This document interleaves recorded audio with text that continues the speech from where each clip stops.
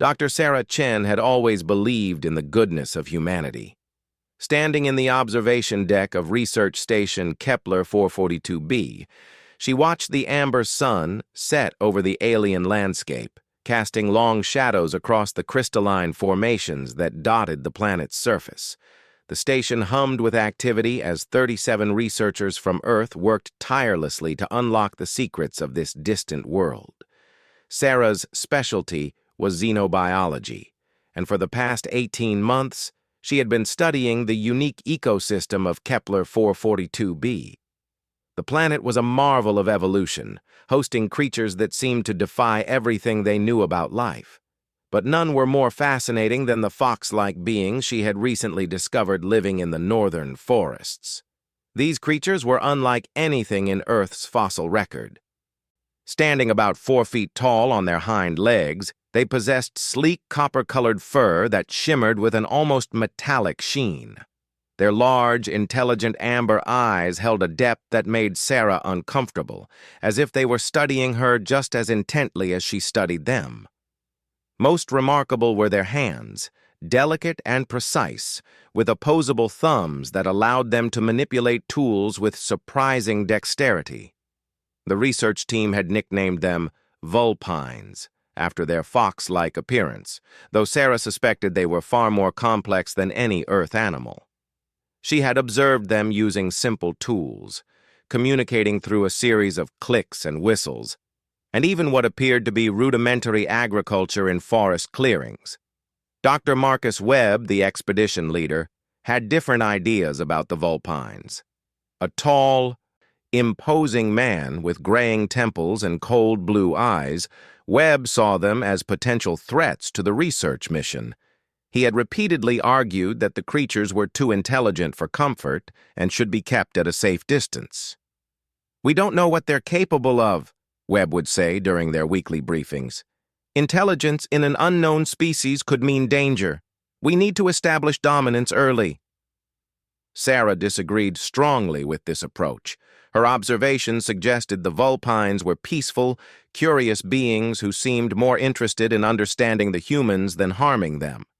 She had even begun leaving small gifts, colorful stones and metal trinkets, at the edge of their territory. The offerings always disappeared by morning, sometimes replaced with intricate arrangements of local flowers or polished shells. The tension between Sarah and Webb had been growing for weeks. Other team members began taking sides, with the military personnel supporting Webb's cautious approach, while the scientists were split between fascination and fear. The station's atmosphere grew heavy with unspoken conflicts and competing agendas. Everything changed on a Tuesday morning when Sarah discovered something extraordinary.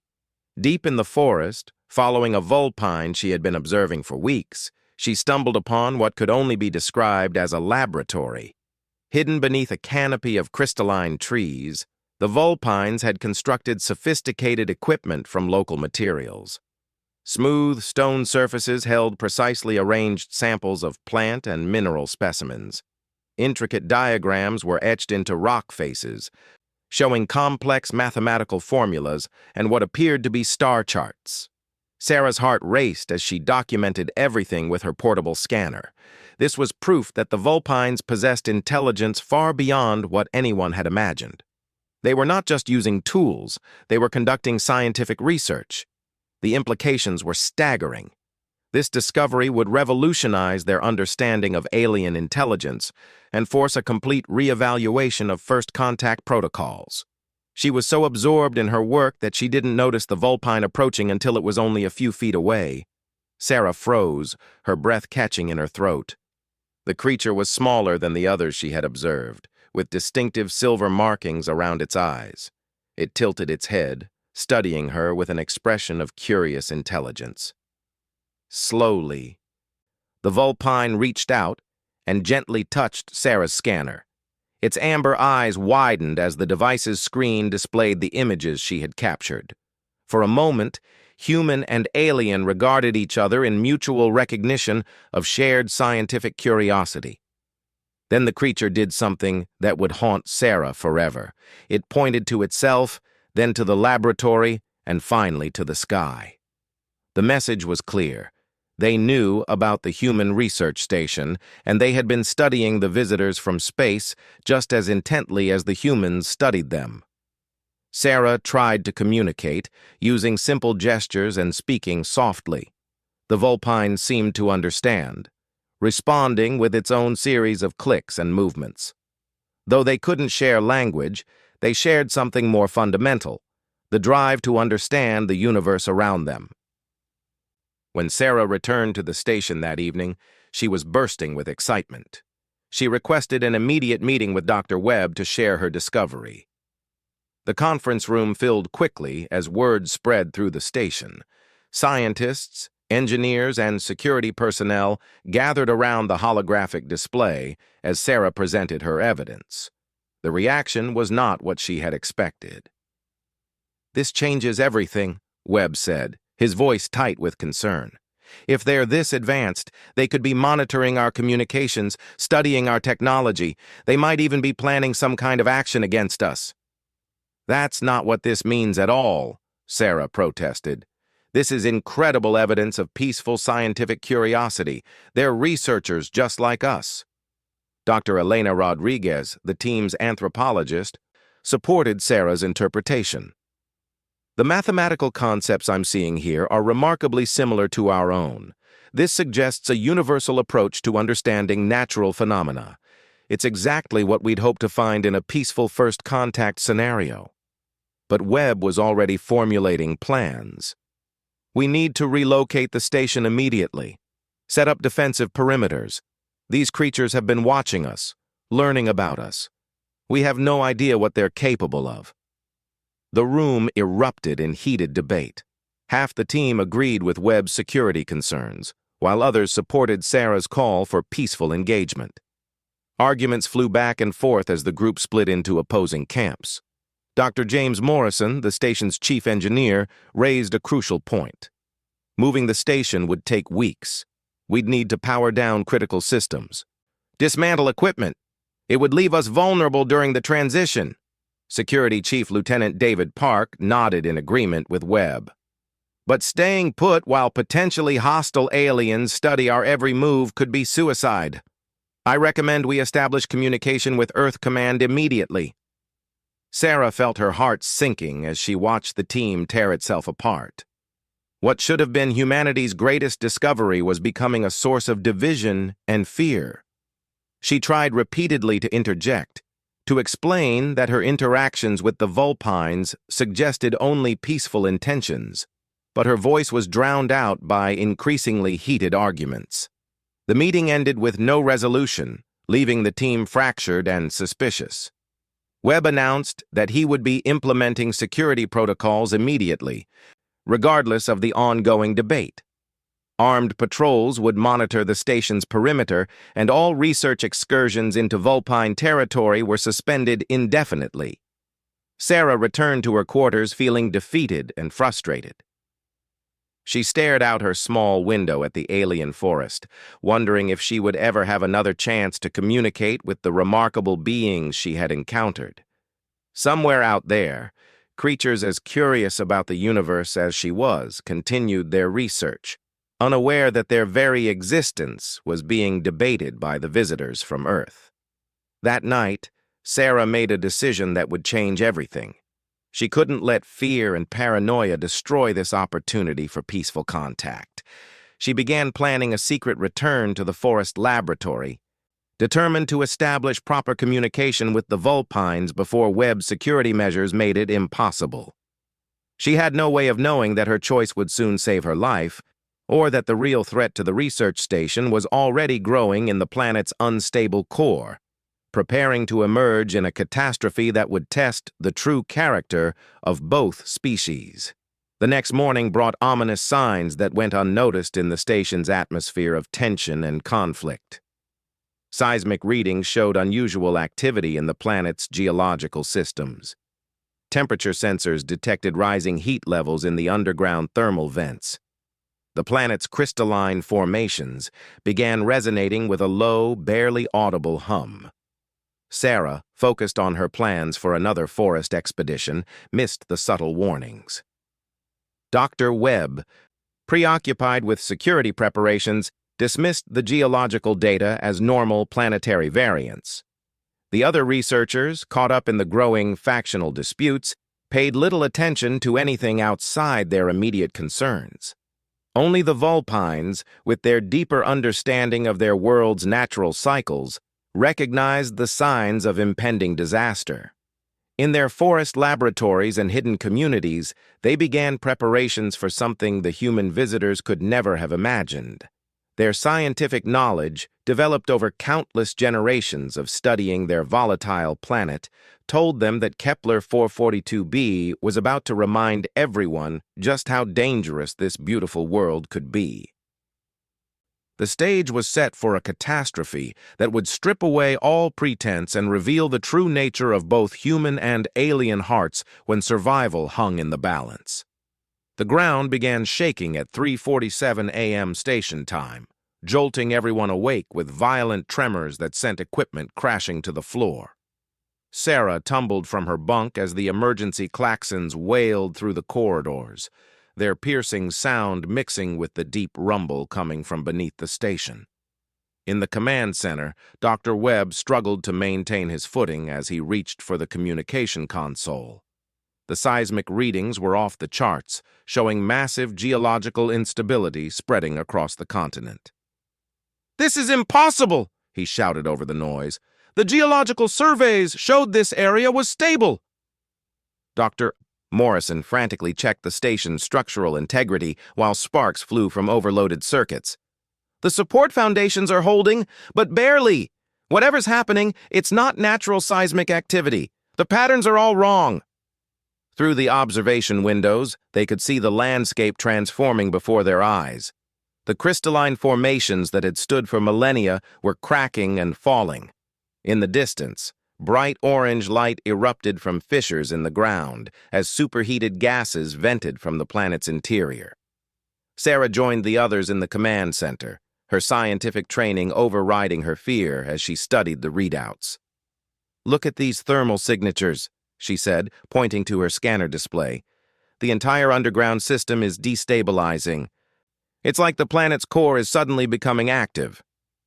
Lieutenant Park was coordinating with his security team, trying to assess their options. "We need immediate evacuation," he declared.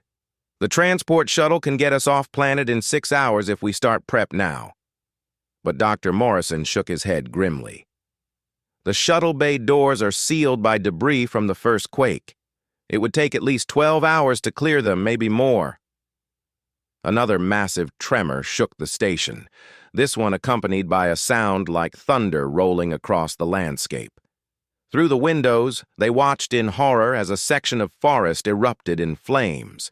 Superheated gas was venting from underground, turning the beautiful alien wilderness into an inferno. Webb began issuing orders with military precision. "Morrison, get a team working on those shuttle bay doors immediately. Rodriguez, start gathering essential research data. Park, organize evacuation procedures. We need to be ready to move the moment that shuttle is accessible." The hours that followed were a nightmare of barely controlled chaos. Teams worked desperately to clear the debris blocking their escape route, while the planet's geological systems continued their catastrophic failure. The Inferno was spreading rapidly, consuming everything in its path as underground gases fed the growing conflagration. Sarah found herself assigned to a data recovery team, helping to save years of research from the advancing disaster. But as she worked, her thoughts kept returning to the Vulpines. Their communities were directly in the path of the spreading fires. Their forest laboratories, their homes, their entire civilization was about to be consumed by flames. "We have to warn them," she told Dr. Rodriguez as they packed critical data storage units. "The Vulpines don't understand what's happening. They need to evacuate too." Rodriguez looked at her with sympathy, but shook her head. "Sarah, we can't even save ourselves right now. How can we help creatures we can't communicate with?" By noon, the situation had become desperate. The shuttle bay doors remained blocked despite the team's best efforts, and the fires were now visible on the horizon. Smoke was beginning to fill the air around the station, carried by winds that brought the acrid smell of burning vegetation and something else, something chemical and toxic from the planet's venting gases. Dr. Webb called an emergency meeting in the command center. His face was grim as he addressed the assembled team. "I've been in contact with Earth Command. The nearest rescue ship is 3 weeks away. We need to face the reality that we might not make it to the shuttle in time." The implications of his words hit everyone like a physical blow. They were trapped on a planet that was literally burning around them, with no immediate hope of rescue. "What about the emergency shelters?" asked Dr. Chen, one of the younger researchers. "Could we survive in them until help arrives?" Morrison consulted his engineering reports. The shelters were designed for temporary protection from storms and radiation, not geological catastrophe. With these toxic gas levels and rising temperatures, they might buy us a few days at most. The room fell silent except for the constant rumble of seismic activity and the distant roar of the approaching fires. Outside, the sky had turned an ominous orange-red color as smoke and ash filled the atmosphere. Lieutenant Park was studying tactical displays when he noticed something unusual. "Sir, we're picking up movement on the perimeter sensors. Something large approaching from the northwest." Webb joined him at the monitoring station. "Show me." The display revealed a group of figures moving through the smoke-filled landscape toward the research station. As the resolution improved, they could see that the approaching beings were vulpines, but not just a few individuals. Dozens of them were running toward the station, carrying what appeared to be equipment and supplies. "They're heading right for us," Park observed, his hand moving instinctively toward his sidearm. "This could be an attack while we're vulnerable." But Sarah was studying the display more carefully. "Look at what they're carrying," she said. "Those aren't weapons. Those look like rescue equipment." Before anyone could respond, the station's communication system crackled to life with an unfamiliar sound. A series of clicks and whistles filled the command center, clearly artificial but somehow organized like language. "They're trying to communicate," Sarah realized. "They're using our communication frequencies." Dr. Webb stared at the display in disbelief. "How could they know our radio frequencies? How could they even understand radio communication?" The answer came from Dr. Rodriguez, who had been analyzing the vulpine signals. "They've been watching us, studying us, just like Sarah discovered. They must have figured out how our technology works." The vulpine transmission continued, and gradually a pattern emerged. The same sequence of clicks and whistles repeated, followed by what sounded like mathematical progressions, numbers, coordinates. Sarah felt her heart racing as understanding dawned. "They're giving us directions. They're trying to tell us something about safe routes or shelter locations." Webb's military training warred with his growing realization that these alien beings were offering help rather than posing a threat. "This could be a trap," he said, but his voice lacked conviction. Another massive earthquake shook the station, this one strong enough to crack the observation windows. Alarms blared as atmospheric seals began failing, letting smoke and toxic gases seep into their supposedly safe environment. "Sir," Morrison called out, "we've lost structural integrity in sections C and D. The fires are less than 2 kilometers away now. We have maybe an hour before this place becomes uninhabitable." The vulpines outside had now reached the station's perimeter. Through the damaged windows, the humans could see them clearly for the first time during the crisis. Despite the chaos around them, the alien beings moved with purposeful coordination, setting up what appeared to be communication equipment and escape route markers. One vulpine, the same one with silver markings that Sarah had encountered in the forest, approached the main entrance. It held up what was clearly a translation device, crude but functional, made from salvaged human technology and vulpine engineering. When it spoke, the device produced halting but understandable English words. Humans. Danger. We help. Follow safe path. The command center fell completely silent. Every person stared at the communication display in stunned amazement. First contact was happening in the middle of a planetary disaster, with aliens offering assistance to the very humans who had been debating whether they posed a threat. Dr. Webb found himself facing a decision that would define not just his leadership, but his fundamental character. Accept help from beings they barely understood, or maintain security protocols while their world burned around them. "How do we know we can trust them?" Lieutenant Park asked, voicing the question everyone was thinking. The answer came in the form of another transmission from the Vulpines. This time, the silver-marked alien held up a detailed map showing the station's location, the advancing fires, underground safe passages, and what appeared to be evacuation routes leading to high ground beyond the Inferno's reach. Sarah stepped forward. "They didn't have to come here. They could have evacuated their own people and left us to face this alone. Instead, they're risking their lives to help us." As if to emphasize her point, another group of Vulpines emerged from the smoke, carrying what were clearly human-compatible breathing apparatus, water supplies, and portable shelter equipment. They had not only come to offer directions to safety, they had come prepared to sustain human life during the evacuation.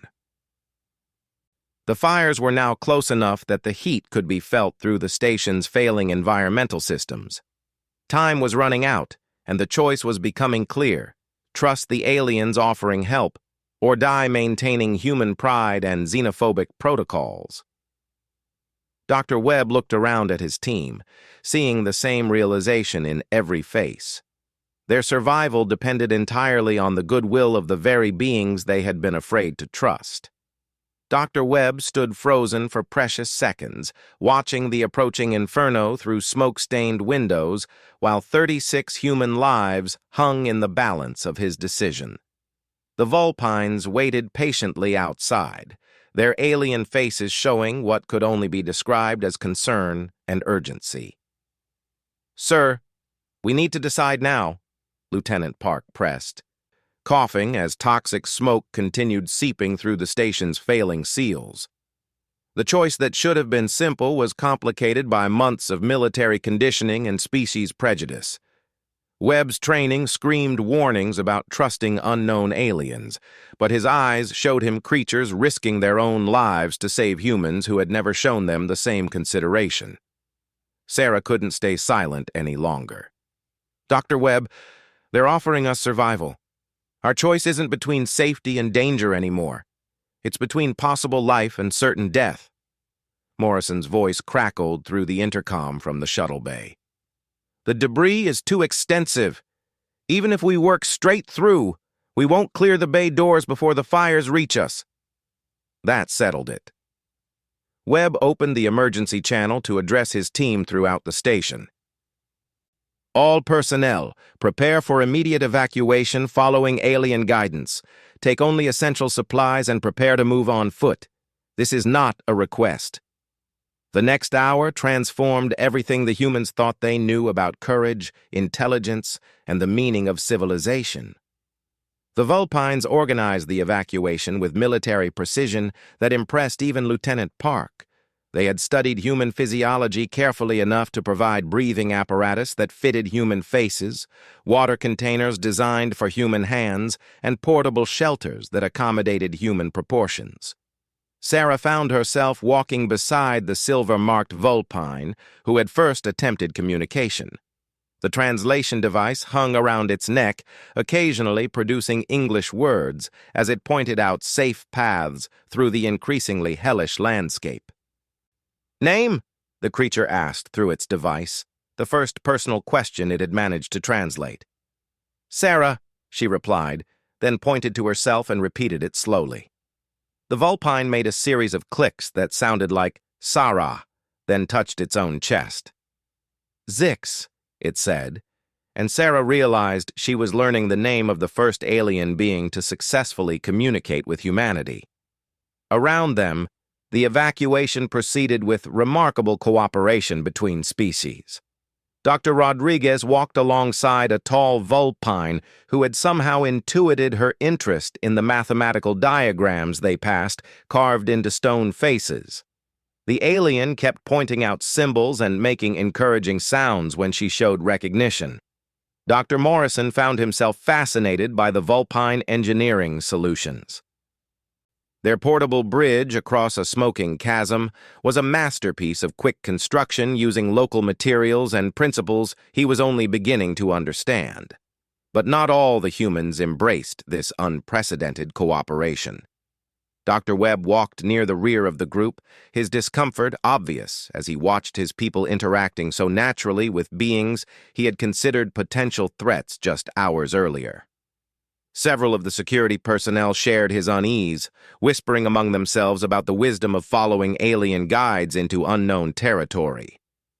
"This could still be an elaborate trap," Webb muttered to Lieutenant Park as they navigated a narrow path between two burning forest sections.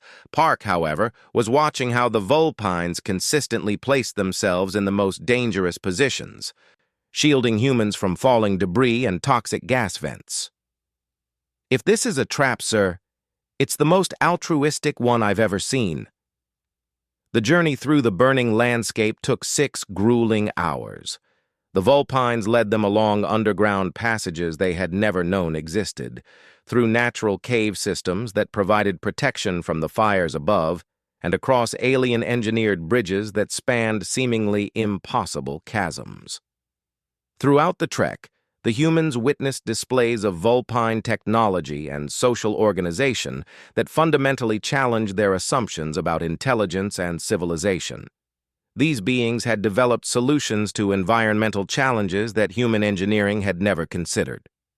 Their understanding of their planet's geological systems was so advanced that they had predicted this catastrophe and prepared for it. Most remarkably, they had prepared to save humans as well as their own people. Dr. Chen, struggling with a twisted ankle, found herself being supported by 2 vulpines who had modified one of their own stretchers to accommodate human physiology. Dr. Patterson, who suffered from respiratory issues, was given a breathing device that filtered the toxic atmosphere better than the humans' own emergency equipment. The true test of character came when they encountered other groups of survivors. 3 separate vulpine communities had been caught in the path of destruction, their forest homes consumed by the Inferno. Sarah watched as the rescue group's leader, an elderly vulpine with distinctive blue markings, made difficult decisions about resource allocation. The humans were carrying limited supplies for a journey that was taking longer than anticipated. The vulpine refugees had lost everything in the fires. Sarah expected tension, competition, or at least reluctance to share already stretched resources. Instead, she witnessed something that redefined her understanding of civilization. The vulpines organized their supplies to ensure the most vulnerable individuals from both species received priority care. Elderly humans and injured vulpines received the best breathing equipment. Water was shared equally regardless of species. When Dr. Patterson collapsed from exhaustion, it was a vulpine elder who insisted he ride on their emergency transport while she walked, despite her own obvious fatigue. Dr. Webb watched these interactions with growing discomfort that had nothing to do with the physical hardships of their journey. Every vulpine action contradicted his carefully constructed worldview about the necessity of human superiority and the dangers of trusting alien intelligence. The breaking point came when they reached a section where the underground passage had partially collapsed. The route forward required someone to crawl through a dangerous gap to secure safety ropes on the other side. It was a job for the smallest person in the group. That person was Dr. Sarah Chen. Webb immediately objected. "We're not risking human personnel for an uncertain path. These creatures got us into this situation by leading us underground. They can find another route or take the risk themselves." The silence that followed his outburst was deafening. 36 humans and over 100 vulpines stared at him in disbelief. Zix stepped forward, the translation device conveying calm but firm words. Human leader speaks fear. Fire above kills all. Path through saves all. Choice is yours. Sarah moved toward the gap before Webb could stop her. I'm going through. This isn't about species anymore. It's about survival and doing what's right. That's an order, Dr. Chen. Stand down.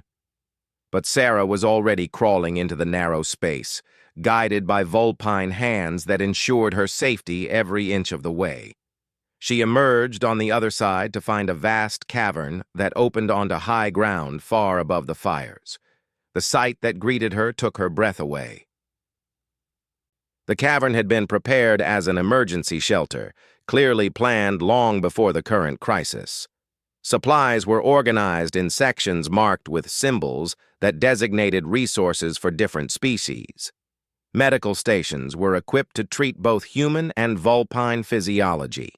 Communication equipment was set up to contact Earth and coordinate rescue operations. The vulpines had not just planned to survive this catastrophe. They had planned to help their human visitors survive it too. When the rest of the group reached the shelter, Webb found himself confronted with the full scope of what the aliens had done. Maps on the cave walls showed evacuation routes, resource caches, and communication relay points. Everything was organized with scientific precision and humanitarian consideration. Dr. Rodriguez was studying the mathematical calculations that had predicted the geological disaster. They knew this was coming, she announced to the group. These calculations show they've been monitoring seismic activity for months, maybe years. They could have warned us. Zix approached with its translation device. Warned humans who fear us, humans who make weapons pointed at us, humans who call us dangerous. The accusation hung in the air like smoke from the fires above. Sarah felt the truth of it settle over the group like a physical weight. The vulpines had possessed information that could have saved lives and prevented the crisis. But human prejudice and fear had made communication impossible. Until now. Over the following 3 days, as they waited for Earth's rescue ships to reach them, something unprecedented happened. 2 intelligent species, thrown together by crisis and stripped of pretense by shared vulnerability, began to truly meet each other for the first time. Dr. Morrison worked alongside vulpine engineers, learning construction techniques that challenged every assumption about alien technology. Dr. Rodriguez discovered that vulpine mathematics included concepts that human science was only beginning to explore. The medical teams from both species collaborated to treat injuries and illness with a combination of approaches that proved more effective than either could achieve alone. Sarah spent hours with Zix, sharing stories, concepts, and dreams through their improving translation technology. She learned that vulpines had their own space program, their own scientific expeditions to other worlds, their own questions about life in the universe. Most remarkably, she learned that they had been as curious about humans as humans were about them. Dr. Webb remained apart from these exchanges, watching his people connect with aliens in ways that challenged everything he believed about human superiority and the necessity of maintaining species barriers. Lieutenant Park approached him on the final evening before rescue arrived. "Sir, I've been thinking about our first contact protocols. Maybe we need to reconsider some of our assumptions." Webb stared out at the alien landscape, no longer burning but scarred by the recent catastrophe. "These protocols exist for good reasons, Lieutenant. We can't let emotional responses override strategic thinking. With respect, sir, strategic thinking suggests we should value allies who risk their lives to save us." When the rescue ships finally arrived, they found something no human government had planned for: a successful integration of human and alien survivors working together not just for survival, but for mutual advancement. Captain Maria Santos of the rescue vessel stepped into the cave shelter expecting to find desperate refugees. Instead, she discovered a thriving temporary community where humans and aliens shared resources, knowledge, and hope for the future. Sarah stood beside Zix as the rescue teams documented what they found. Around them, Vulpines and humans continued collaborating on projects they had begun during their time together. Dr. Morrison was helping design improved shelter systems. Dr. Rodriguez was working on expanded translation protocols. The medical teams were documenting cross-species treatment techniques that could benefit both civilizations. "This changes everything," Captain Santos told Dr. Webb as they prepared for departure. "When Earth Command sees what happened here, it's going to revolutionize our entire approach to alien contact." Webb nodded slowly, finally beginning to understand what his fear and prejudice had almost cost humanity. "The question is whether we're wise enough to learn from it." As the rescue ships prepared for departure, an unprecedented decision was reached. Several humans requested permission to remain on Kepler 442b to continue collaborative research with the Vulpines. Sarah was among them, along with Dr. Rodriguez, Dr. Morrison, and a half-dozen others who had discovered that the universe was far more fascinating when explored together rather than apart. The Vulpines offered something equally unprecedented, a formal invitation for humans to establish a permanent research station, this time as partners rather than visitors. Standing in the rescue ship's observation deck, watching the scarred but healing planet fall away below, Webb finally understood what humanity had truly discovered on Kepler 442b. It wasn't just alien intelligence, it was the mirror that showed what humans could become when they chose courage over fear, cooperation over domination, and wisdom over prejudice. In saving Sarah and her colleagues from the Inferno when human fear had turned away, the fox-like creatures had done something far more profound. They had saved humanity from its own worst instincts and offered a glimpse of what civilization could achieve when intelligence was guided by compassion rather than suspicion. The future that began in those caves would echo across the galaxy as two species learned to explore the universe together, proving that the greatest discoveries come not from conquering the unknown, but from embracing it with open hearts and willing minds. Years later, when children of both species learned the story of first contact on Kepler 442b, they would understand that courage isn't the absence of fear. True courage is choosing to help anyway, even when fear whispers that the other might be dangerous, different, or beyond understanding. The fox-like creatures had shown that path forward. Humanity in its finest moments had chosen to follow.